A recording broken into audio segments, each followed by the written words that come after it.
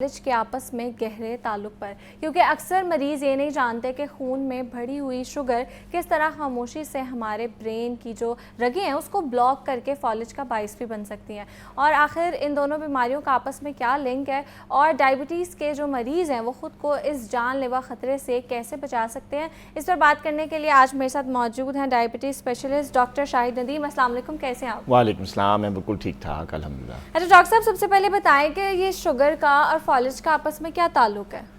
دیکھیں، شوگر کا اور فالج کا آپس میں اگر میں کہوں نا گہرا تعلق ہے، وہ اس طرح کہ جن کو ڈائبٹیز ہوتی ہے ان میں فالج ہونے کا یا اسٹروک ہونے کا خطرہ بڑھ جاتا ہے۔ ایسے ہی جیسے اگر کسی کو ڈائبٹیز ہے تو جس طرح بلڈ پریشر کا خطرہ بڑھ جاتا ہے، ہارٹ کا پرابلم کا خطرہ بڑھ جاتا ہے، گردوں کی بیماری کا خطرہ بڑھ جاتا ہے، بالکل اسی طرح اس کو کہتے ہیں cerebrovascular accident, C V As, stroke, اس کا خطرہ بھی بڑھ جاتا ہے اگر ڈائبٹیز ہے۔ خاص طور پہ اگر ڈائبٹیز انکنٹرولڈ ہے، پیشنٹ نے اپنی ڈائبٹیز کا خیال نہیں رکھا ہوا، کنٹرول کو نظر انداز کیا ہوا ہے، تو پھر یہ خطرہ فالج کا بڑھ جاتا ہے اس کو، اسی طرح جیسے ہارٹ کا یا کڈنی کا، یہ اس طرح جس طرح خطرہ بڑھ جاتا ہے۔ ٹھیک ہے۔ اچھا ڈاکٹر صاحب، یہ بتائیں کہ ہمارا جو لائف سٹائل ہے یا جن لوگوں کو سچ میں ڈائبٹیز ہیں وہ ایسی کون سی غلطیاں کرتے ہیں جس کی وجہ سے ان کی ڈائبٹیز کنٹرول ہونے کی بجائے زیادہ ورس ہو جاتی ہے؟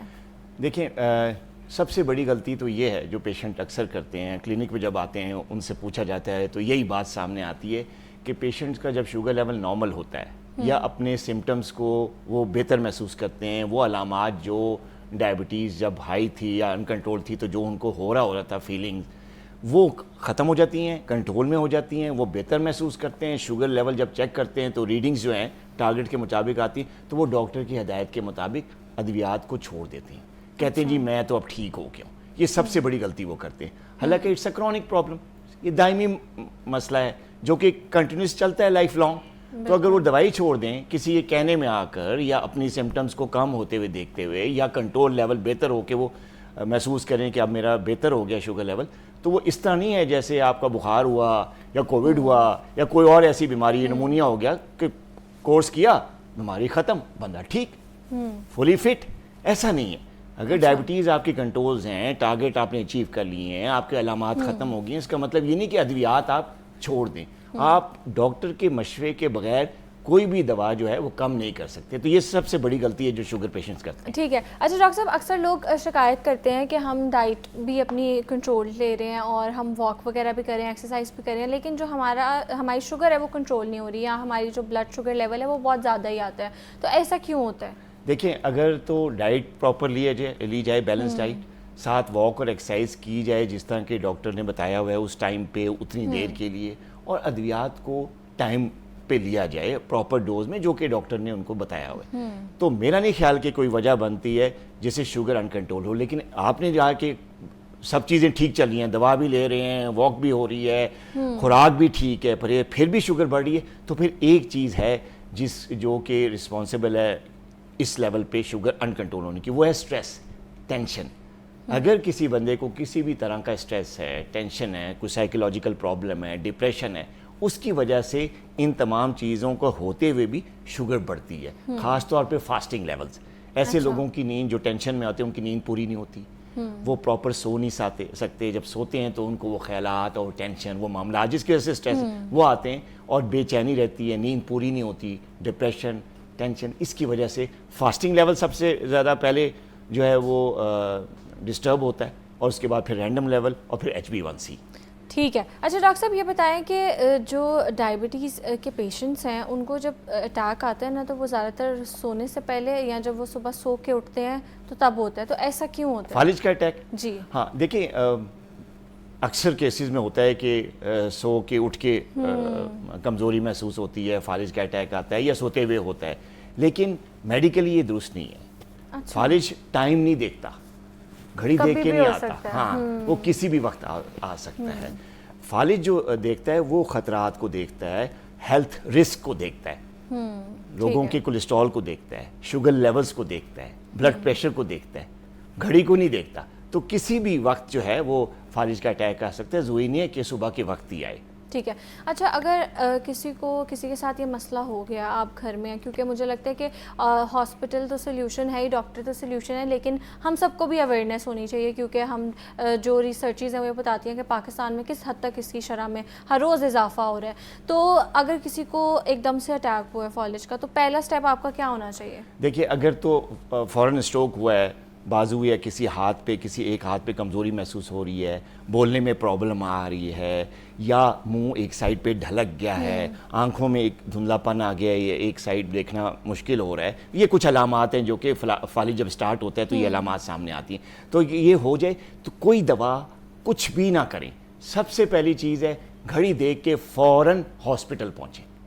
یہ سب سے بڑی مینجمنٹ ہے جو کہ فالج کا مریض یا اسٹروک جب سب سے پہلا اٹیک آتا ہے اس کو کرنی چاہیے. مطلب ٹائم از منی، اس میں ٹائم از لائف سیونگ. جتنا ٹائم ضائع کریں گے گھر میں بیٹھ کے ٹوٹکے کرتے ہوئے، اس سے پوچھتے ہوئے، اس کو کال کرتے ہوئے، اتنا ہی زیادہ خطرہ ہے کہ اسٹروک جو ہے مزید سویر سے سویر ہوتا چلا جائے گا. جو سب سے زیادہ ضروری کام جو مریض نے کرنا ہے یا اس کے رشتہ داروں نے کرنا ہے کہ فوراً یہ علامات جیسے ہی ظاہر ہوئیں، ود ان سیکنڈز گاڑی میں، ایمبولینس میں، موو ٹو دا ہاسپٹل، جو بھی نیئرسٹ، دور والے میں نہیں جانا، یا اپنے کسی ڈاکٹر کو جو بہت دور کوئی کسی پچھواڑے میں رہتا ہے تو ادھر جا رہے ہیں جی، نہیں، نو نو نو.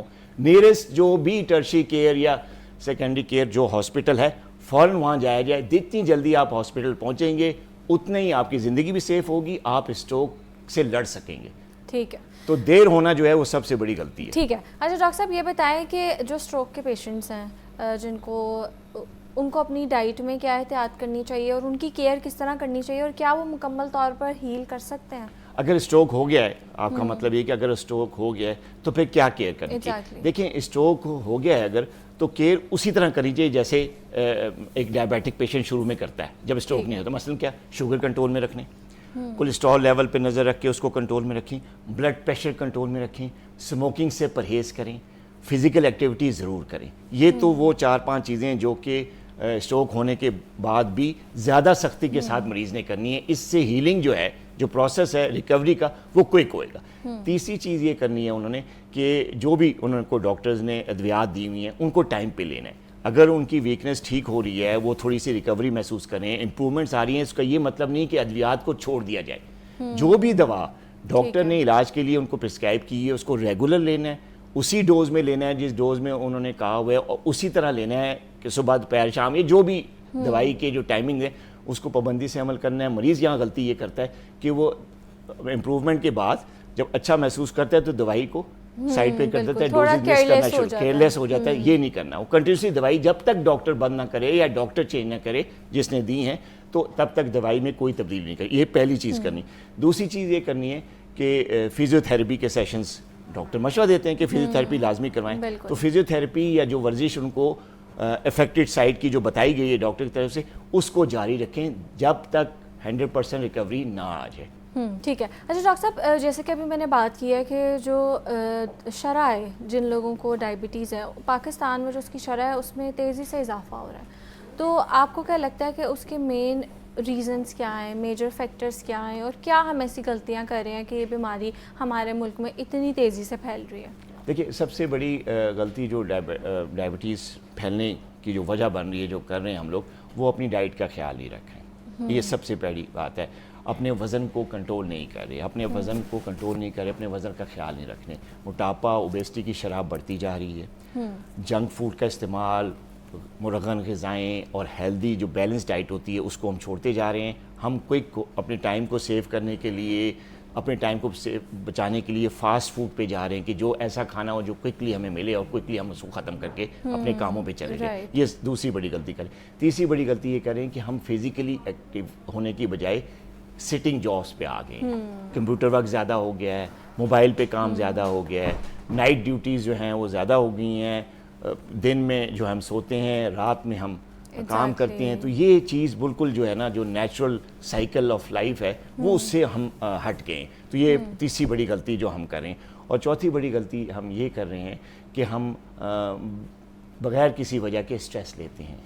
جو چیز دیکھیں، رزق اللہ نے دینا ہی دینا ہے جتنا لکھا ہوا ہے. محنت کرنا وہ آپ ضرور کریں، آپ اپنی کوشش کریں، لیکن کسی بھی چیز کو یا جاب کو یا ٹارگٹ کو ذہن پہ سوار کر کے ٹینشن میں آنا، اسٹریس لینا، یہ سب چوتھی بڑی غلطی ہے جو کہ انسان کر رہا ہے. یہ 4-5 چیزیں جو ہیں اگر ہم کم کر دیں تو شوگر کی جو انسیڈنس ریٹ ہے اس میں کمی آ سکتی ہے. یہ وجوہات ہیں جس کی وجہ سے شوگر بہت تیزی سے بڑھ رہی ہے. ٹھیک ہے. اچھا ڈاکٹر صاحب، کیا یہ سچ ہے کہ اگر آپ کی فیملی میں ہو، فیملی ہسٹری ہو اس کی، تو یہ لازمی ہے کہ آپ کو بھی ہونی ہے؟ کیونکہ لوگ کہتے ہیں، اگر میں نے خود یہ سنا ہوا ہے اپنے ارد گرد لوگوں سے کہ میری تو فیملی میں کچھ بھی کر لوں مجھے تو ہونی ہے، تو میں تو کوئی احتیاط نہیں کر رہا. تو آپ کو نہیں لگتا یہ بے وقوفی ہے؟ کیونکہ آپ کنٹرول تو کر سکتے ہو. دیکھیے، جو فیملی میں جو ٹائپ 2 ڈائبٹیز ہے اس میں موروثیت تو ہے، جینیٹکس تو لازمی ہے، اس کا رول ہے. اگر فیملی میں ہے آپ کی تو آپ کو خطرہ ہے کہ آپ کو شوگر ہو سکتی ہے، ہو جائے گی، خطرہ دگنا ہو جاتا ہے.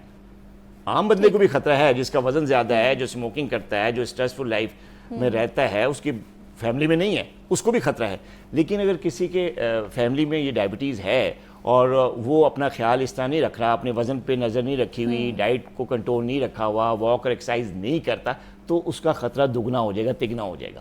تو یہ درست ہے کہ فیملی سے اس کا موروثیت سے تعلق ہے، لیکن یہ ضروری نہیں ہے کہ آپ کی فیملی میں اگر ہے تو آپ کو بھی ہوگا. اگر آپ صحت مند زندگی پہ، طرز زندگی پہ آ جائیں، آپ ہیلدی ایکٹیو لائف سٹائل لیں، جیسے میں نے ذکر کیا کہ اپنے وزن کو کنٹرول میں رکھیں، بلڈ پریشر کو کنٹرول میں رکھیں، واک اور ایکسرسائز کریں، بیلنس ڈائٹ لیں، جنک فوڈ یا مرغن غذائیں اس سے اپنا پیچھا چھڑائیں، تو آپ کو یہ خطرہ کم بھی ہو سکتا ہے. بے شک فیملی میں آپ کو نہیں ہوگا. بالکل.